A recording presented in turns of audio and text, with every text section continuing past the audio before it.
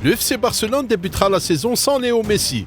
Vous vous souvenez qu'à un moment donné, Laporta et Xavi semblaient avoir prévu son retour?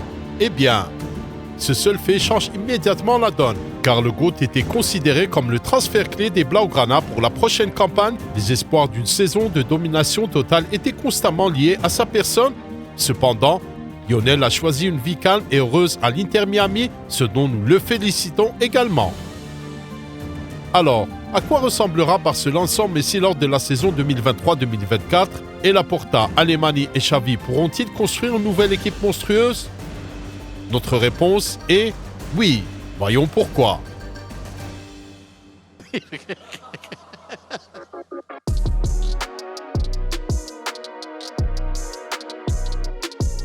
Malgré le succès global de la saison dernière, Barcelone a encore plusieurs domaines problématiques qui ont empêché les Catalans d'atteindre un nouveau niveau qualitatif.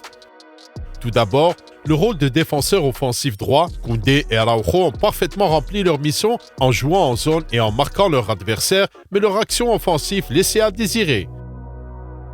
Sergi Roberto n'est une solution que pour les matchs contre les outsiders de la Liga. La seule option de classe est l'arrivée de Baldé qui affaiblira certainement l'aile gauche. Le poste de défenseur central gauche est également un casse-tête depuis un certain temps.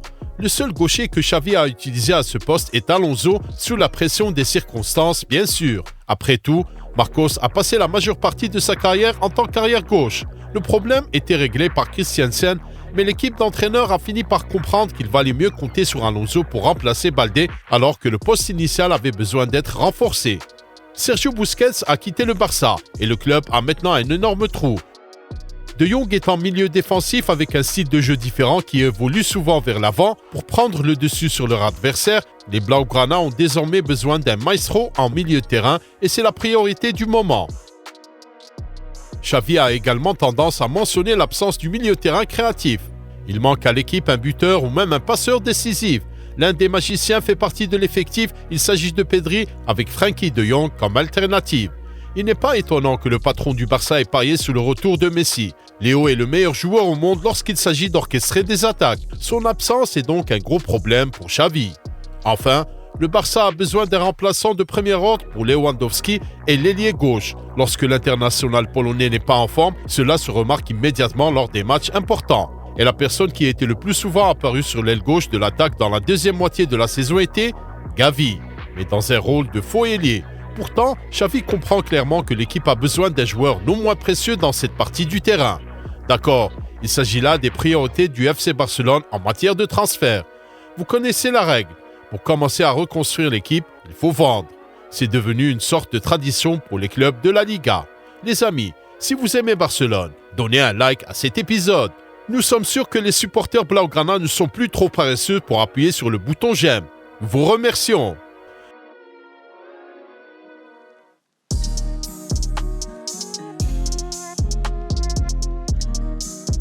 Le FC Barcelone travaille activement sur les départs de ses joueurs depuis la fin du mois de mai.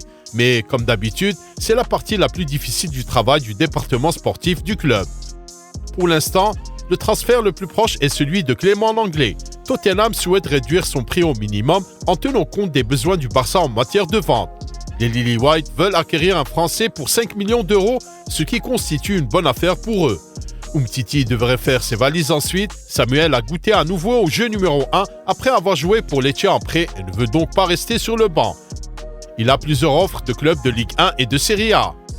Sergi Nodès est un autre joueur imprévisible qui a reçu de nombreuses offres et qui peut quitter le club avant le 30 juin.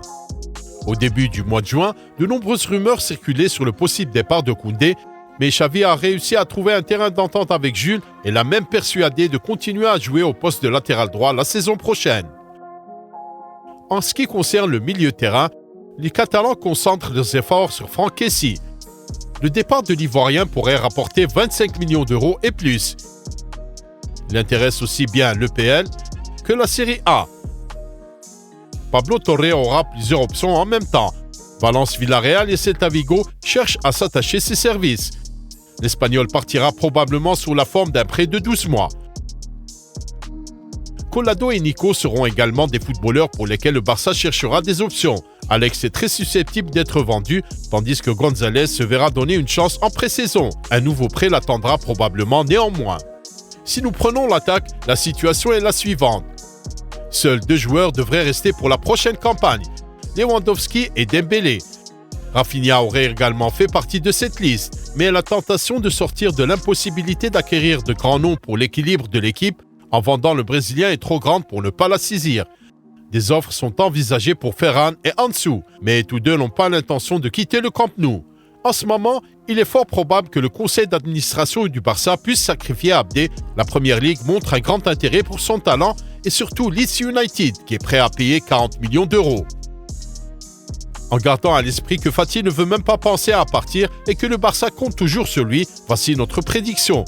Abdé et Ferran devraient partir. Ces deux-là peuvent ajouter de 60 à 70 millions d'euros au budget de Barcelone. En outre, cela pourrait leur permettre d'utiliser la règle du 1 pour 1 et d'opter pour les meilleures options. Au fait, discutons-en.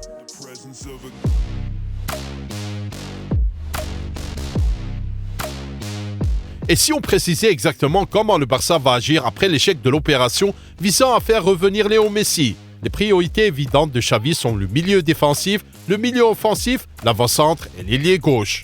Pourquoi la priorité du défenseur central gauche ne figure-t-elle pas dans la liste? Parce que cette question a déjà été résolue et parfaitement résolue. Il y a 2 options à la fois.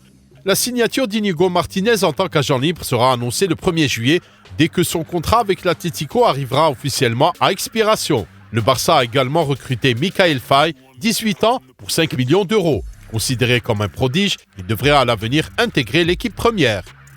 Pour renforcer le poste de milieu défensif, Xavi reste fidèle à lui-même. Il a besoin de Kimmich ou de Zubimendi. Ces joueurs peuvent être recrutés pour 60 à 70 millions d'euros, mais le Bayern et la Real Sociedad ne veulent pas se séparer de leur meilleur élément, ce qui pourrait conduire à une impasse. Ilkay Gundogan, qui n'a fait que 9 apparitions dans ce rôle la saison dernière, pourrait convenir au style du Barça. Ilkay hésite encore, mais sa femme le persuade de rejoindre Barcelone alors que les Blaugrana ont déjà fait une meilleure offre. Les chances de le recruter après le refus de Messi ne font qu'augmenter. Les plans de Barcelone pour l'attaque reposent sur le transfert de Vitor Roque, l'attaquant brésilien de 18 ans de l'Atlético Paranaense, avec qui tout a déjà été signé et qui n'a plus qu'à enregistrer son contrat. Mais il y a toujours des problèmes avec cet aspect. Le Barça déboursera en gros 35 millions d'euros plus 10 millions d'euros de bonus pour la jeune perle. Pensez également à une option dans laquelle Vitor rejoindrait l'équipe lors du mercato hivernal lorsque la situation financière du club sera plus cohérente. Roque est vraiment la solution optimale pour les Blaugrana à cet égard. Il peut jouer à tous les postes offensifs et est considéré comme un attaquant très productif et imprévisible. Sa façon de jouer nous rappelle un certain Luis Suarez. Neymar peut devenir un joker inattendu pour Barcelone. Oui, ces idées se sont encore intensifiées en raison de l'échec du transfert de Messi. Le PSG est prêt à donner le Brésilien problématique même en prêt. Et certains directeurs du Barça font la promotion de cette option auprès de Laporta, Alemany et Xavi. En fait, ce transfert pourrait secouer l'équipe de manière positive, car Ney aime Barcelone, la ville et le club. Quant à Xavi, il disposerait d'un joueur de haut niveau capable d'effectuer une passe décisive. Dans l'ensemble, les transferts plus ou moins équilibrés pour le Barça sans Messi seraient décrits par les recrutements suivants: Inigo Martinez, Joao Cancelo, prêt pour option d'achat, Kimmich, Gundogan, Vitor Roque et Neymar. Cependant, de manière réaliste, nous ne pourrions retenir que 3 d'entre eux, Inigo, Gundogan et Roque. Si Joshua met suffisamment de pression sur le club, le Bayern sera contraint de laisser partir le joueur au Camp Nou. Cela nous amène à une équipe première de Barcelone réaliste pour la saison prochaine.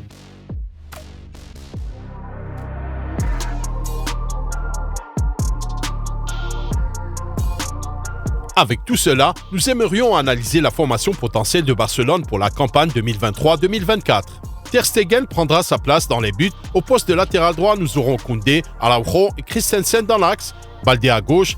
Dans la zone de milieu défensif, nous pourrions voir Kimmich, Frenkie et Pedri au milieu de terrain. Sur l'aile offensive droite, on pourrait trouver Ousmane Dembélé, Lewandowski dans l'axe et Neymar à gauche. D'importantes rotations sont prévues pour les joueurs suivants: Peña, Roberto, Eric Garcia, Inigo Martinez, Alonso, Gavi, Gundogan, Rafinha, Ansu Fati et Vitor Roque. Sans oublier les jeunes prometteurs comme Michael Faye, Chadi Riyad, Marc Casado, Pau Prim, Lamine Yamal et Lucas Roman. Voilà comment devrait se présenter l'équipe sans Léo Messi. Qu'en pensez-vous? Le Barça peut-il rivaliser non seulement avec le Real et l'Atlético sur le plan national, mais aussi faire une percée dans les Coupes d'Europe et surtout en Ligue des Champions? Faites-nous part de vos réflexions dans les commentaires ci-dessous. Et notre football était avec vous, la chaîne du journalisme footballistique de qualité. Prenez soin de vous et à bientôt. Au revoir.